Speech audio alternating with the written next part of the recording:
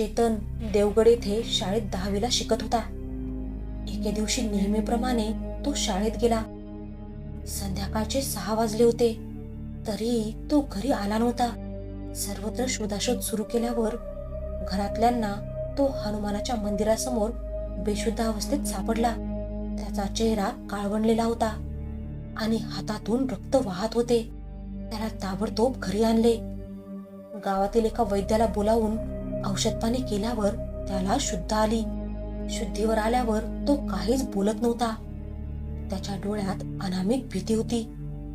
4 ते 5 दिवसांनंतरही त्याच्या प्रकृतीत सुधारणा झाली नाही. उलट दिवसेंदिवस त्याची प्रकृती खालावत चालली होती. घरातले जबरदस्तीने त्याला खायला भरवत होते. आई व आजीने त्याच्यासाठी पूजापाठ केले होते, तरीही काही फरक पडेना. एका महिन्यानंतर दीप्तीच्या वडिलांनी हवापालट म्हणून चेतनला मुंबईला आणले. तिच्या वडिलांच्या जवळच्या मित्राने एका नामांकित संमोहन तज्ञाचे नाव सुचवले. मग चेतनला तिथे घेऊन गेल्यावर त्याच्यावर उपचार करण्यात आले. आश्चर्य म्हणजे त्याने उपचारांना प्रतिसाद दिला होता व हळूहळू प्रकृतीत सुधारणा झाली. तज्ञांनी त्याच्या मनातली भीती काढून टाकली. सर्वांनाच प्रश्न पडला होता की चेतन बरोबर असे काय घडले होते. त्या प्रश्नांची उत्तरं उपचारादरम्यान सापडली. उपचाराच्या वेळी त्याने सांगितले की त्या दिवशी चेतन शाळा सुटल्यावर मित्रांसोबत मजा मस्ती करत घरी येत होता. त्याचा मित्र त्याच्या घराच्या वाटेने निघून गेला. गाणे गुणगुणत तो जंगलातून जाणाऱ्या वाटेने घरी येत होता. तेवढ्यातच त्याला शुकशुक असा कुणीतरी हाक मारल्याचा आवाज आला. त्याने मागे पुढे पाहिले, परंतु कुणी दिसले नाही. मग आवाज आला कुठून?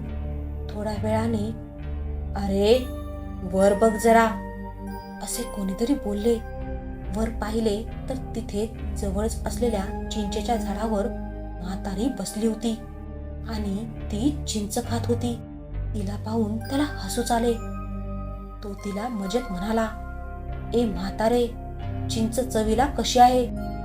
ती म्हणाली, "तुला हव्या असतील तर ये वर आणि घे चव या आंबट गोड चिंचांची." "नको, मला लवकर घरी जायचे आहे.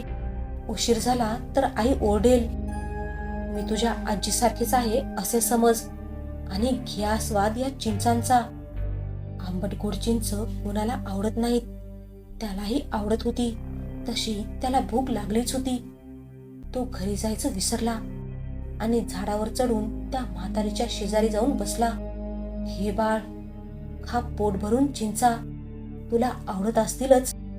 "हो, आवडतात ना. आम्ही सर्व मित्र शाळेच्या जवळ असलेल्या झाडावरून चिंचा तोडून खातो. पण आज नाही खाल्ली. मग खा आता. घे लवकर." तिच्या हातातून त्याने चिंच घेतली आणि तो खाऊ लागला. तो खाण्यात गुंग होता की अचानकच त्या म्हातारीने त्याचा हात पकडला आणि ती जोरात चावू लागली. आता ती खूपच विद्रूप दिसत होती. तिला पाहून तो घाबरला. तिचे मोठे सुळ्यासारखे दात त्याच्या हातात घुसले होते आणि ती त्याचे रक्त पीत होती. त्याला असंख्य वेदना होत होत्या, पण तो काही करू शकत नव्हता, कारण तिने हात घट्ट पकडून ठेवला होता. थोडेसे रक्त पिल्यावर ती म्हणाली, "आज मला रक्त मिळाले. 4 ते 5 महिन्यांपूर्वी माझ्या नवऱ्याने मला मारून या झाडाखाली पुरलं होतं. तेव्हापासून माझा आत्मा अदृश्य रूपात या झाडावर असतो. मला रक्ताची गरज होती व त्यासाठी शरीर हवे होते. एक म्हातारी येथून जात होती. तिला मारून तिच्या शरीरात प्रवेश घेतला. रोज तुला इथून जाताना पाहते. आज ठरवलेच होते की तुला जाळ्यात फसवायचे आणि तू फसलास. आता तुझी सुटका नाही. तुझे रक्त पिऊन मी माझा आत्मा तृप्त करेन." एवढे म्हटल्यावर तिने परत आपले सुळ्यासारखे दात त्याच्या हातात घुसवले व रक्त पिऊ लागली. चेतनला कळून चुकले होते की आपण फसलोय. येथून सुटका करून घेणे गरजेचे आहे. त्याने जास्त विचार न करता तिच्या हाताला जोरात हिसका दिला व त्याने सरळ त्या झाडावरून खाली उडी टाकली. झाडावरून पडल्यामुळे त्याला जबरदस्त मार बसला, पण त्याने सारी शक्ती एकवटली आणि तो जीवाच्या आकांताने जी वाट दिसेल त्या वाटेने सैरावेरा पळत सुटला. त्याच्या शरीरातील शक्ती संपत चालली होती, पण पळत राहणे हाच एकमेव मार्ग होता. धडपडत तो हनुमानाच्या मंदिरासमोर आला. देवा, मला वाचव, माझे रक्षण कर, हे तो पुटपुटला आणि भोवळ येऊन तो तिथेच पडला होता. प्रकृतीत सुधारणा झाल्यावर दीप्तीच्या वडिलांनी चेतनला गावी न पाठवता स्वतःच्याच घरी ठेवण्याचे ठरवले. त्याच्या शिक्षणाची जबाबदारी दीप्तीच्या वडिलांनीच घेतली होती.